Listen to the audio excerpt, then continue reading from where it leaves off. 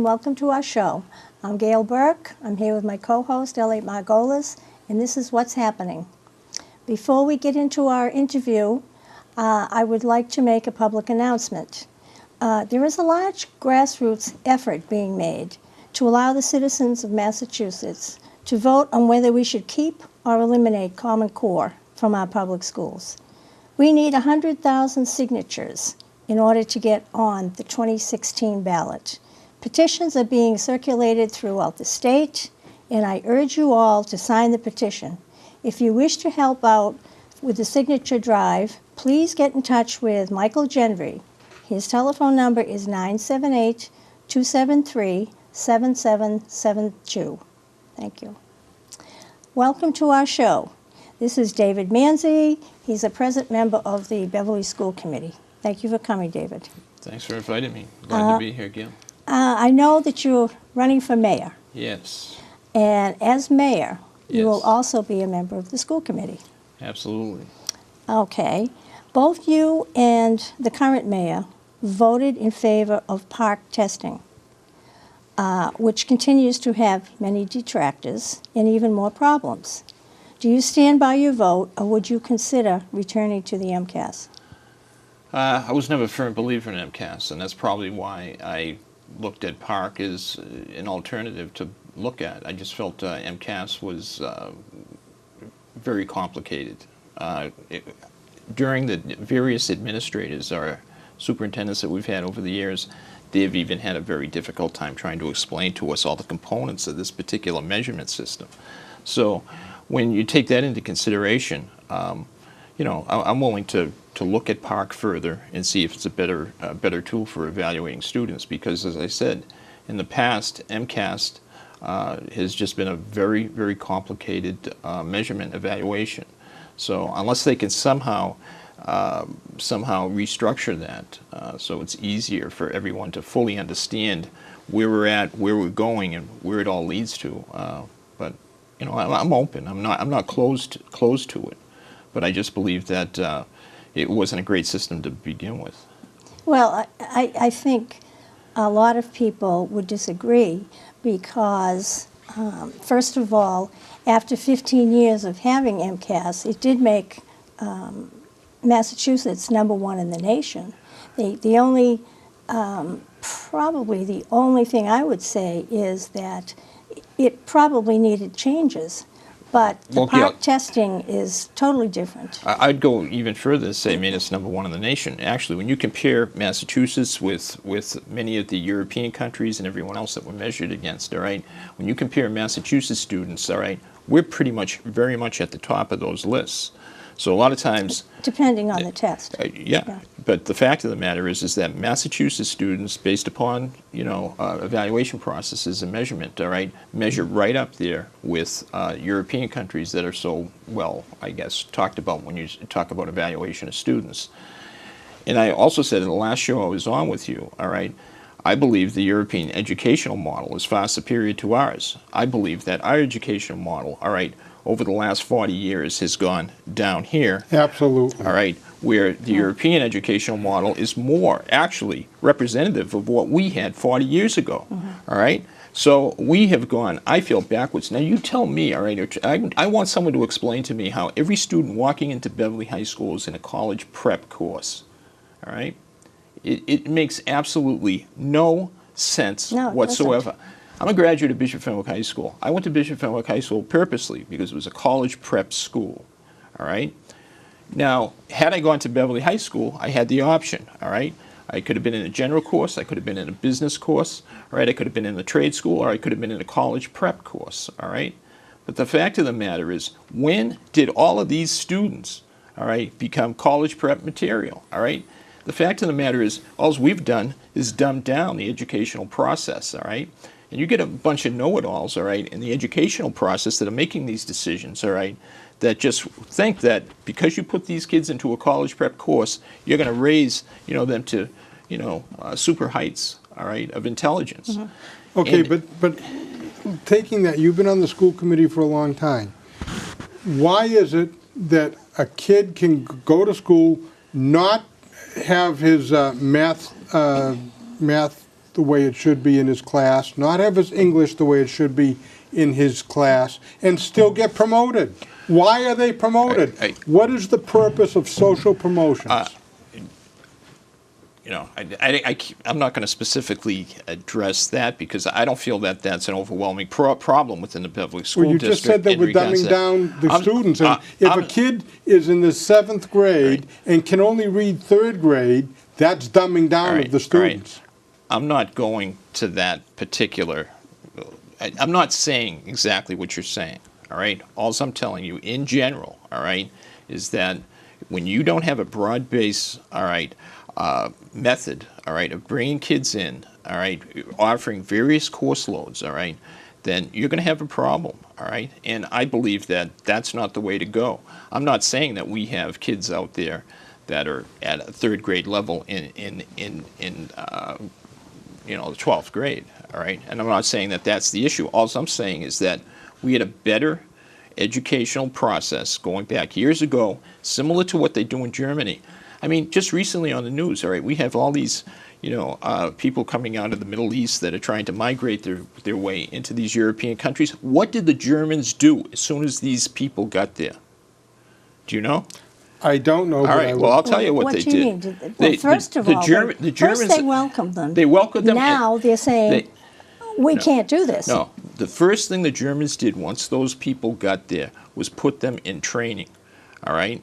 Put them in some form of trade training, some form of schooling they put them into immediately, all right? But I think what we're losing here is that, yes, we were #1 in the nation. My feeling has been for many years is we're #1 in the nation. If we're #1, what in heaven's name are the rest of the states doing? Because our educational system in this state is not great. But then we come in with Common Core. Right, but you know, if you look that's even worse. If you look at MCAS, all right, the problem with MCAS is the fact that, all right, Massachusetts has one standard, but Alabama has a different standard. And when you take a look at some of the southern states and some of these other areas of the country, all right, their degree, all right, of I guess excellence is significantly less than what you're going to find here in Massachusetts. So why not? Right? Why not develop testing like the MCAS so that the rest of the states can be brought up rather than have the PARCC testing, which in effect is bringing everybody else down. Instead of raising them up, for instance, Massachusetts is going down to make everybody level. That's insane. That's nonsense. I don't understand the PARCC test to work in that manner, but you know, if in fact that's exactly what it does, then I'd be open to whatever MCAS could do to make adjustments to the way that we measure. We need to move on to some more questions. I know. All right. So, why are you running for mayor? Basically, because what the tipping point to me was this new middle school project. You know, you don't go from a $33 million project when I'm on the school committee in 2011, and then all of a sudden I sit on the middle school building committee, and in February we were told it's $123 million. $33 million to $123 million, and the mayor didn't even blink an eye. I couldn't even get a meeting to sit down and discuss this with him after that. For weeks and weeks and weeks went on, all right? I was on vacation with my wife in Newburyport. I came back purposely because I had a meeting scheduled with the mayor. It was the first week of April, all right, at 11:30 in the morning on a Monday, all right? I purposely made sure that I was there for that meeting, all right? I got a call from his secretary 45 minutes before this meeting was going to take place, and he canceled out. This is after the February meeting of the middle school building committee, all right, met, where this was presented to us at $123 million, all right? Now, there were a lot of things that were said at that meeting, all right, that were ridiculous, absolutely ridiculous, all right? And the capital expenditure plan that this mayor put together, all right, that was, all right, at $81 million, all right, for a 4-year school, because all he did was he took Scanlon's plan from 2013, he goosed it up to $81 million. It shows right in that capital expenditure plan that this is a 4-year school, okay? You know, so at that meeting in November, okay, what happens is the question gets raised. Well, you know, $123 million, you know, Scanlon's plan probably was for a 3-year school. It's documented right in the capital expenditure plan. It's in the mayor's own plan, all right? He sat there, all right, at that meeting, all right, and didn't disclose that. He threw that around the room. All right, Maria Decker, all right, who was involved in this thing right from the get-go, all right, sat there and denied it, That is so outrageous. So it basically came down to, I was just so enraged over this project and the fact that things weren't being told the way that they should be told on what actually was taking place, that I just said, fine, he won't meet with me. The only way I can get this out to the public is to run against him, and that's why I'm running. I know you've been critical of the mayor, and I wanted to ask a question about Hurd Stadium. Now, Hurd Stadium, they could not have the high school graduation there this year because the bleachers were unsafe. Right. What's the status of that now? The status of it right now is this, is that, first of all, it was presented to the school. Now, the school committee has nothing to do with the facility there, other than we hold graduation there, we play football games there, but we don't maintain the facility. It's a city park, basically, all right? We were told, we knew that there were issues with the stands. So going back, all right, to late fall last year, all right, at our facilities meeting, it would be brought up, we know there's problems with the stands. What's the status of that? Okay, we were never told when Mike Collins came forward to us in February, all right, he said that a company had come in, looked at the stands, but he never said that they were going to be condemned. All right, the way that he presented to us was that, it was something that would be fixed. All of a sudden, I read the Salem News in April, and there's an article there saying that these stands are condemned. All right, so during the course of the summer now weeks go by. We have to hold the graduation in the field house, which we do anytime it rains or whatever it is. But what happens is that June comes along, we hold it in the field house. All right. In the meantime, during the course of the summer, the mayor's holding meetings, with the superintendent. I think Paul Manzo maybe participated in some of those meetings. But anyway, there was a group of people that were meeting and they were discussing the situation at Hurd. All right. I believe that where he wanted to go with this was right here at the high school. He wanted to put a stadium in here. When all was said and done, because Danvers just is redoing their stadium, it's a $6 million project. It's a very expensive project when you start talking about putting in turf fields and everything else that's involved. I believe that last minute he decided to back off of that, all right, and he's come out publicly and said that they're going to replace stands on the visitor side. That becomes the home side, which it always should have been. Anyone that's ever been there on a Thanksgiving Day game has sat at the home side and frozen while everyone on the visitor side is basking in the sun. So it makes sense to do that. And I've always, been an advocate for that. Anyway, if we ever did anything, I'd heard that the home side should go on the other side. The other side where the home side is now will just be a grass knoll there, and people can sit there, and who knows in the future what might happen there. But basically, that'll keep down the cost of doing it. And I think he's looking at an appropriation of about $700,000 to do that. Okay, but you bring up an interesting point, which one of the reasons I was opposed to building this high school, and one of the reasons that I would be opposed to Memorial, is the city has a history of not taking care of its property. I mean, to destroy the high school that was built in 1965, if you take every house in the city of Beverly that was built in 65 or beyond and get rid of them, we'd have practically no houses in the city. Absolutely. We don't take care of our property. So why should I believe that we're going to take care of this building and that we're going to take care of a new memorial building? Because we've never done it. And so now we're going to spend millions and millions of taxpayer dollars to build something that we're not going to take care of. Well, I think if you go through the high school, you see that the maintenance of this high school has been very good, all right? And that was one of the reasons why I pushed for terrazzo floors here, all right, was that I wanted to be able to see a preservation of this building for years and years to come. And the floors take a beating no different than city streets. The floors of a school like city streets, and you know what our city streets look like. They look like hell, all right? And that's another reason why I'm opposed to this middle school project. When a city looks the way Beverly does, all right, and you can justify, all right, spending over $100 million, and this hasn't even been disclosed properly, all right? The fact of the matter is there's a bond out there for $60.8 million. That doesn't include one penny of interest. Now, 1 penny of interest, all right, over the term of the 28-year bond, that's over $114 million that the taxpayers of this city are going to pay. Can you imagine going in and getting a loan for your house, even a home equity loan, any type of loan that a bank gives you, and they don't disclose to you what the actual cost of this is?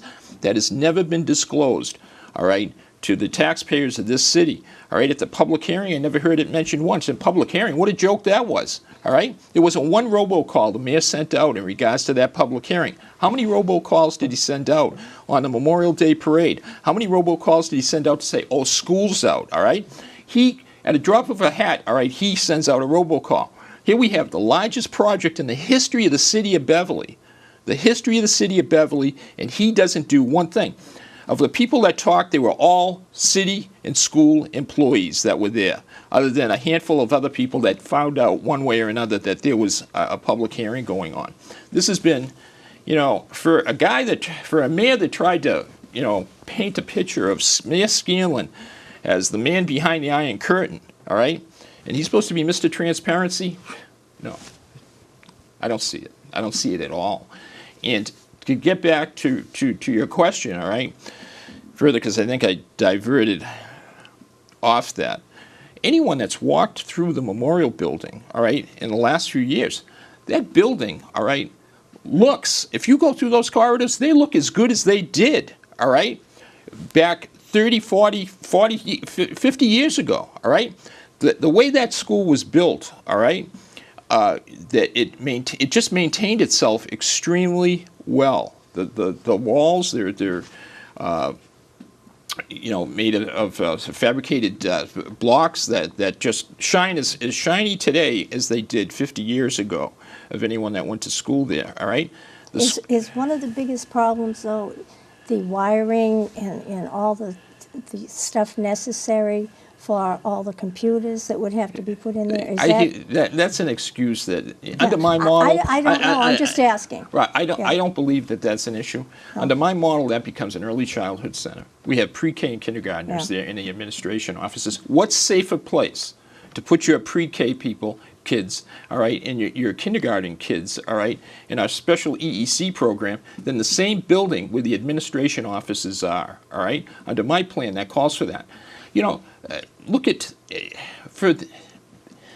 they have used as the #1 reason that we have to build this monstrous, all right, middle school is that we don't have enough space in our elementary schools. When our newest elementary school has been closed since 2008 because we did not have enough money to run that school. All right? So here we are, not enough money to run the school. And that was just 3 years after we didn't have enough money to run 2 middle schools. So we had to squish them into Briscoe, all right? Which is the other excuse, all right? This school's overflowing. Well, with my model anyway, we go to a 2-year middle school. Briscoe goes from 1,000 students down to, you know, 680 students, all right? They'll be able to get lost in the corridors over there. When Beverly High School, if you take a look in 1965, when Beverly High School, the new one opened that we've already knocked down here, all right? The newspaper has pictures, all right, of the kids walking from Briscoe, the building, to the new high school. 1,500. I was one of those kids. 1,500 kids. All right, 1,500 kids walked down Sawyer Road, all right, to the new high school in 1965, all right? And they're complaining 1,000 kids are over there now. And I'm saying under my model, there's going to be less than 700 kids. There's 600-odd kids there, all right? They'll be getting lost in the corridor. There'll be so much space down there, all right? Well, now, your plan calls for what? Does it call for keeping the 5th and 6th grades, or putting the 6th grades back in the elementary? My plan calls for this. Keeping the 5th grade. You know, the most ridiculous part of this whole process is they're saying we don't have enough room in the elementary schools. Our newest elementary school, McEwen, has been closed since 2008. 2008. The residents of Ward 3, they're getting such a short end of the stick. It is ridiculous. Here it is, the newest elementary school in this city, and we just moved administration offices over there, all right? And all those years since 2008, it wasn't used as an elementary school, and they have a nerve to complain we don't have enough room in an elementary school. So the truth of the matter is this. We're short this year, all right, 5.5 classrooms in the 5 elementary schools. That doesn't mean we have kids in corridors or whatever. It just means that we don't have a science room, an art room, all right, out there that is currently being used for that purpose. Now we're using them as a classroom. So the school might be minus an art room, all right? But that's 5.5. McEwen has 16 classrooms. Under my math, all right, that I was taught, all right, that still leaves us with a surplus of 10.5 classrooms in this city. The taxpayers, all right, are getting ripped off, all right? They paid to have that school built, and it opened in 1998. It's open for 10 years and it's closed, and then we go to the MSBA. How can you believe anything? First of all, you said, well, what about the wiring at Memorial, this, that, and the other thing? How can you believe anything that they're telling you in regards to my plan or anything else that I'm saying? When they went to the MSBA and built a story that we did not have enough room in our elementary schools, when that McEwen school is sitting there, the newest school not being used, when we have 16 classrooms, if we went to my plan tomorrow, all right, we have extra rooms, all right? There is no overcrowding whatsoever in this city, all right? So that's, Elliot, why I'm running for mayor. Because this is absolutely ridiculous, and I refuse to sit as a member of the school committee, all right, and drink this Kool-Aid that we were being given, all right? I just said, no way. The mayor doesn't want to discuss this. He doesn't want to be truthful. He's chairing these meetings. All right, I would think that he's a fiduciary responsibility, all right, to the taxpayers of this city as a chairperson, all right, of that middle school building committee, all right, to steer the members there appropriately. And appropriately is to say, yes, all right, my capital expenditure plan, all right, had a 4-year design in there, all right, for 4 years, not 3 years, all right, and it was for X amount of dollars, and what the former mayors had in. Brian Eales, all right, Director of Finance, at that meeting, sat right here, right next to me, all right, didn't open his mouth once. He let this conversation go around. Everyone was acting like Mickey the Dunce, all right? No one answering that. When I tried to say this is what was going on, fell on deaf ears. It was ridiculous. That's why I'm running. Okay, anything outside of the schools that you feel you can do better than the current mayor? Well, first of all, right, we need to stabilize taxes in the city, all right? We have to stabilize taxes, all right? We need to keep this city affordable for people to live in, all right? That is crucial, all right? And it starts with my 2-year middle school model, all right? Once we go, if I'm not elected mayor and Memorial gets knocked down the first week of January, this city is ultimately screwed for the next 7 years, because for him to prove that he could afford this school, all right, he had to put together a plan to give to the MSBA. It shows taxpayers, at least for the next 7 years, being taxed at the highest levy allowed by law, all right? Now, all right, you're so much a protector of taxes and what people pay in the city, and really was the heart and soul behind the Proposition 2.5, making sure that didn't pass, all right? The fact of the matter is he is underestimated expenses. So, in other words, to prove that the city can pay for this, all right, he's taken our maximum tax levy, put it up here. He's put expenses down here. So what's going to happen is that when these expenses, he's not able to keep at this level, all right, there's nowhere else to go on your taxes, all right? He's not going to be able to draw in more money. It's going to put us right in a position for a Proposition 2.5 override. So what you're saying is he'll ask for an override and then say, if we don't get the override, education will suffer. Nothing else will suffer, just education. Absolutely. That's going to be the first place he's going to go to. I guarantee you it's going to be the first place, all right? I guarantee that And as I well. guarantee you, all right, that if we look at anything that was on record here at Comcast when we had various school committee meetings at the high school, when we discussed, the closing of not having enough money in the budget, where we were going to have to consolidate schools or do whatever back in 2008 when this took place, I guarantee you're going to find him at the microphone pushing for that Proposition 2.5 override. I guarantee you that if you look in your old files, if you don't find him, then, I'll eat your tie. Right? Not this one. I like this tie. So it's as simple as that. But my first thing is stabilization of taxes. We have to start with a model of a middle school that makes sense for this city. Yeah. Because as soon as we go to this 4-year middle school, we are going to be so strapped, all right, that's never going to be able to happen. And like I said, it's in his plan already for the next 7 years, from, right through 2023 in his plan, all right, he shows that taxes will go up to the maximum state levy. So the first thing... How far along are we with this project? I mean, is it too late to stop it? The city council's already appropriated the money for it, but you know what? The mayor is the only one that can sign off on contracts, all right? So, day one, I just refuse to sign off on any contracts. Now, city council, they want to sue me. They want to bring me into court and force me to go on this middle school.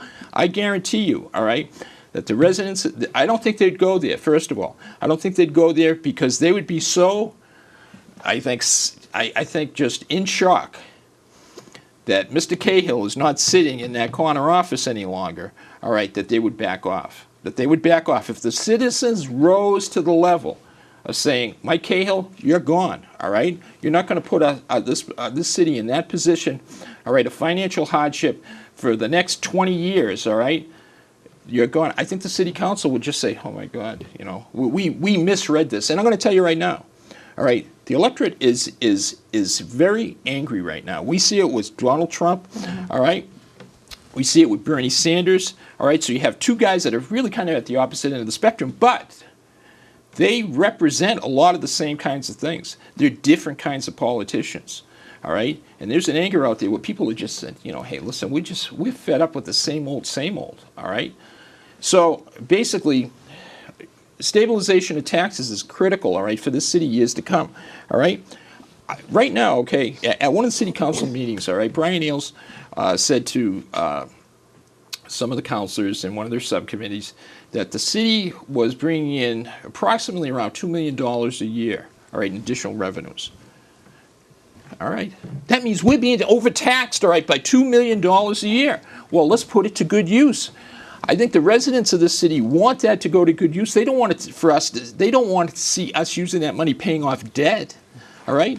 They want to see us using that money to fix the roads, to go down to the harbor area, that McDonald's building, all right? What I would do, and Elliot, you hit it right on the head, what we should do. We should put a replica of the Hannah in Beverly Harbor, all right? No different, all right, than the Mayflower 2 that sits in Plymouth Harbor, all right?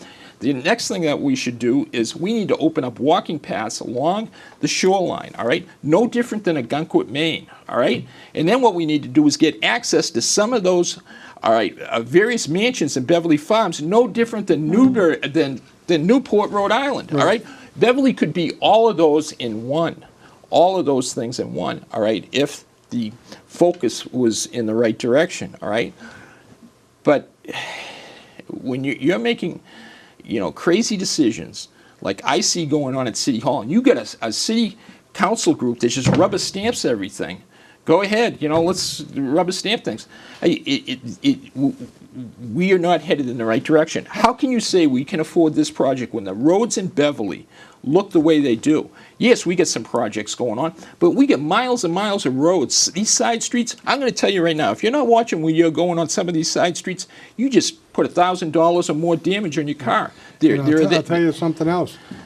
People can't walk the sidewalks right, either. Yeah. But, Dave, I have to cut you off because time is out, and I was going to say... I was just getting going. I am just getting warmed up. The roads, the traffic signals, the solution to the traffic in North Beverly. I mean, that's where our focus should be, all right? Harbor walking paths, shops down there, all right?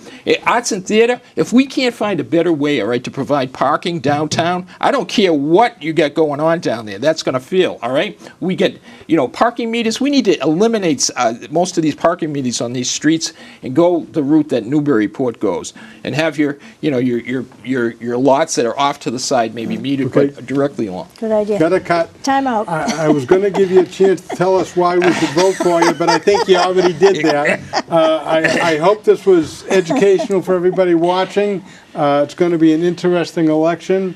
Thank you. And this was Dave Manzi, running for mayor of the city of Beverly.